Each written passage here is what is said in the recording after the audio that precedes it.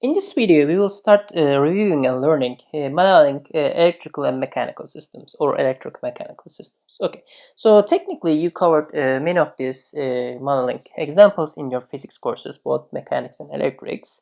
So there will be some review, some new stuff, and I think hopefully this will be a good refreshing review for you. Okay, so in electrical circuits such as we have like voltage sources, okay, resistors, capacitors, and other kind of things. Okay, and in order to solve these circuits, what we do is we use Kirchhoff's, okay, Kirchhoff's voltage and current laws. Okay, these are the fundamental laws that we use to analyze and solve electrical circuits, both static and dynamic. Okay, in mechanical systems, we have like masses, springs, dampers, which I will talk about later. What we do is we technically use Newton's laws of motion. Okay, first law and second law and third law. Okay, so these are the basic laws, and technically if you approach the problem from the perspective, you will see that these are exactly the same. The naming of the variables, its physics are different, but from the mathematical perspective, mechanical systems and electrical systems, especially if you limit yourself to linear systems, they're exactly the same. Okay, from this perspective, what I will do is I will try to teach from the perspective of mechanical and electrical analogy. Okay, so we have a mechanical system, okay, nickel system, okay, and in this course we will only limit ourselves to translational and rotational mechanical system. We will not cover, like, for example, hydraulic systems, which have similar differential equations, but for the sake of like keeping the course in an organized fashion, only mechanical in terms of translation and rotational system will be covered, and we have electrical systems, okay, electrical systems, and we will try to approach from the perspective of analogy between these systems. Okay, so it's not directly necessary to understand this analogy for modeling a mechanical or electrical system, but from the perspective of control theory, understanding that these systems are technically the same from the mathematical perspective is very useful. Okay, so let's talk about first electrical systems. Electrical. Okay, so what we have, the voltage and current. These are fundamental, dependent or independent, let's say dependent variables that we use to model an electrical circuit. There are different kind of variables that we can talk about when talking about an electrical circuit. Okay, for example, charge or other kind of things. We can use that, but what we do is we always try to use voltage and current, and the other variables are we can compute later, for example, energy or power from these two variables. Okay, in mechanical systems, okay, what we have is velocity and force. There's also position, let's say P, but position is not a very good variable always, not always, for some systems in terms of modeling. Okay, and I will talk about this because position is simply integral of a velocity, right? It's the direct integral. There is not technically physics between voltage and position. It's just simple integral. But the force and velocity are two different variables. They're connected to each other, but not a direct manner such as voltage and velocity. Voltage, not velocity and position. Sorry for that. Okay, so these are the two variables. Okay, so in electrical analogy, what you can do first is matching these two variables. Okay, the variable sets, then go on with your modeling, which is I will do in this lecture. And here there is no single answer. So what does it mean? So in this course, I will teach you the analogy where voltage is analogous to the velocity and current is analogous to force.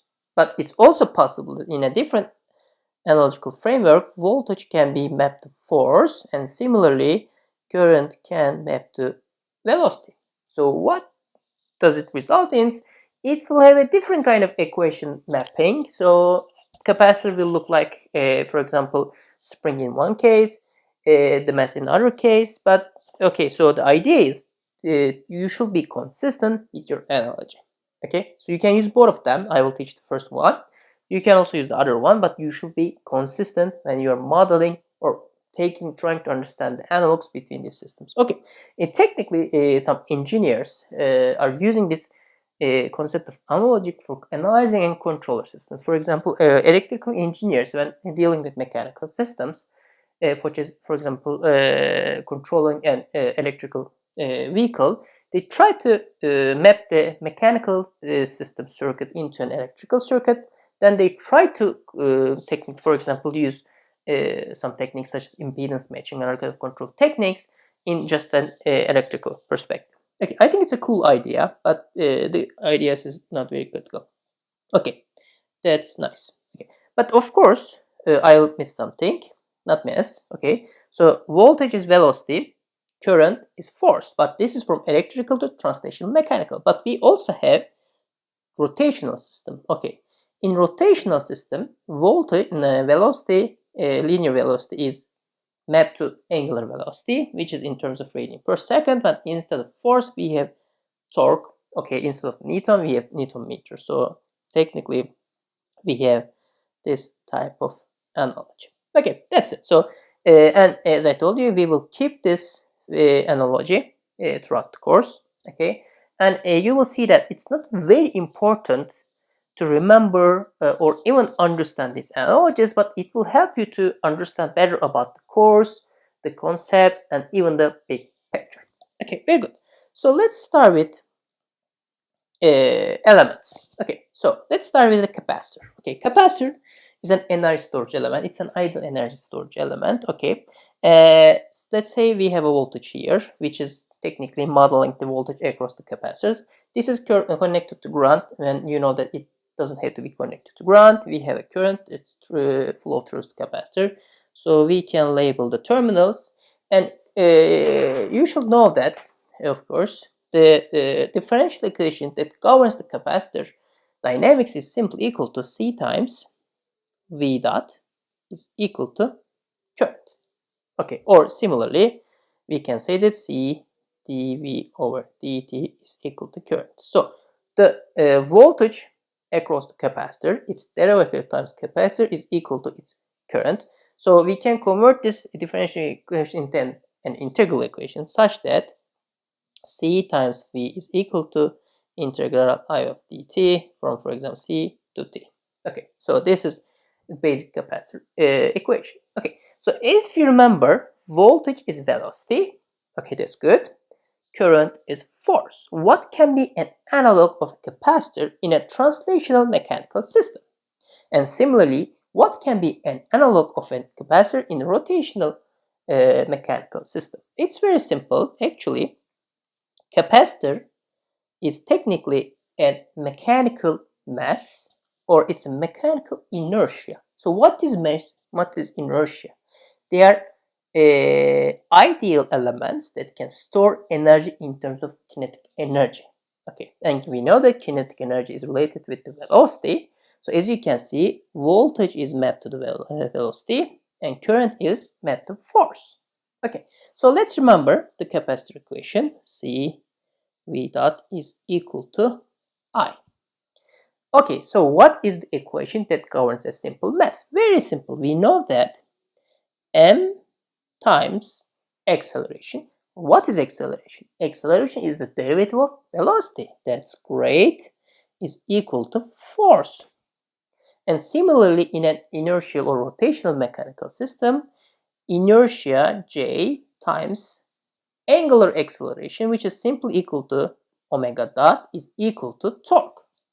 So from this perspective, as you can see, capacitance is equal to mass and it's equal to J. Of course, it's an analogous equal. So we can write that C, M, J are technically equal things in different universes, because this is a mechanical universe, this is a rotational universe, and this is an electrical universe. So we can say that capacitor is equal to mass in a mechanical circuit.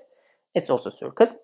Or capacitor is equal to an inertia in a rotational mechanical circuit. That's it, right? Okay. So from this perspective, as you can see, if I have a mass, what you do is I can technically solve this system as an electrical circuit, assuming mass is my capacitance. And similarly, I can analyze these mechanical systems if I replace J with capacitance. Okay, of course, units are different, but this is the whole idea.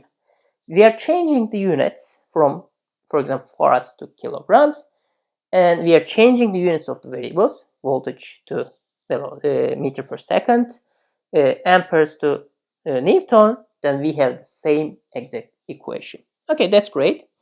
So what is next? Now, inductor. Okay, so if you don't know the inductor equation, and we have non-electrical engineers that are also taking this course, it's very simple. There's a relation between the current and voltage. It's very similar to capacitor, but we technically change the orientation of the variables. Okay, so in the capacitor, if you remember, it is C V dot is equal to I. Okay, so we take the derivative of the voltage, multiply with the constant to find the current. So it is relatively different in this case. What we do is we have L times I dot, where I is the current that is flowing through the inductor, is equal to its voltage. As you can see, it's very simple, especially if you analyze a very simple single element. And inductor also stores an energy.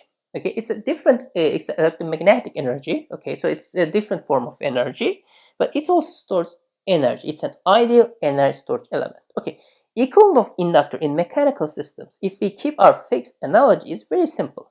Okay, for a translational system, it's a spring. Okay, for a rotational system, it's a torsional spring. All of you should know spring from your high school and 105 courses. Okay, springs stores energy, but they store potential energy. Okay, so it's a mechanical energy storage element similar to mass, but they store different type of energies. Okay, so in springs, what we need to talk about is an rest length or rest position. Okay, when spring is at rest, when it's not moving, we assume that the position is equal to 0, force is equal to 0. There should be some force affecting the system, but we kind of assume that effective force is equal to 0. And when we derive the equation of the spring, we technically measure the velocity and position. Okay, if you need to compute the position with respect to its rest position. Okay, and when I want to model some mechanical elements, especially like springs and dampers, I always recommend you to draw a free body diagram, especially if you are new to mechanical system modeling. Okay, in free body diagram, what we do is we just clean all of the elements. We just leave the body itself, let's just this is a body. And what you do is you technically label the forces carefully, and then compute the forces. Then you can come up with a differential equation. It's similar here. We have torsional spring. Okay, so it technically resists your torsion. Okay, your change of angle. It resists that, and the equation is very simple. Okay, so inductor equation is very simple. As you remember, it's equal to L times I dot is equal to V of t. Okay, it's very simple. So I can compute that L times I is equal to integral of V, which is very similar. Okay, so what is the equation that governs the dynamics, or like technically equations of a spring? Okay, so if you know that the spring force is equal to F is equal to K times X. Okay, everybody know that, and this X is measured with respect to its strength position, but as you can see, this is an algebraic equation. It's not dynamic, right? F is a function of a constant times X. But as I told you before, what we try to do is we try to find the equations or dynamics in terms of velocity and force, not position. So what are we going to do? It's very simple. We take the derivative. Okay, so in that respect, F dot 1 over K, F dot is equal to X dot, which is equal to V. Okay, that's great. So if this is a capacitor equation, no, inductor equation, okay, this is our mass equation, not mass spring equation. So 1 over K times F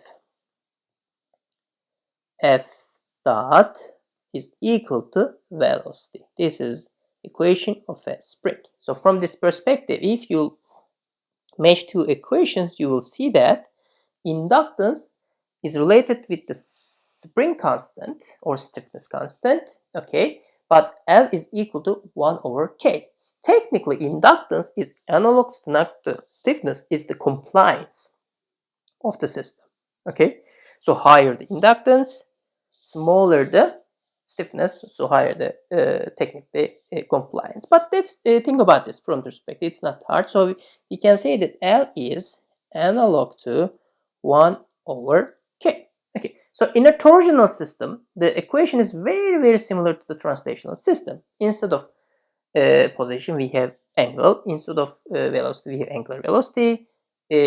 Force is replaced with torque, so we simply have this simple equation. Okay, so torque of a spring, which technically affects on a body, as you can see, when I'm trying to rotate this disc in this direction, my spring will resist my motion and applies a reaction force in this direction. So this torque is equal to kappa, which is the spring constant. Okay, the units are different, but basically rotational and real springs are very linear springs are very close to each other, times theta.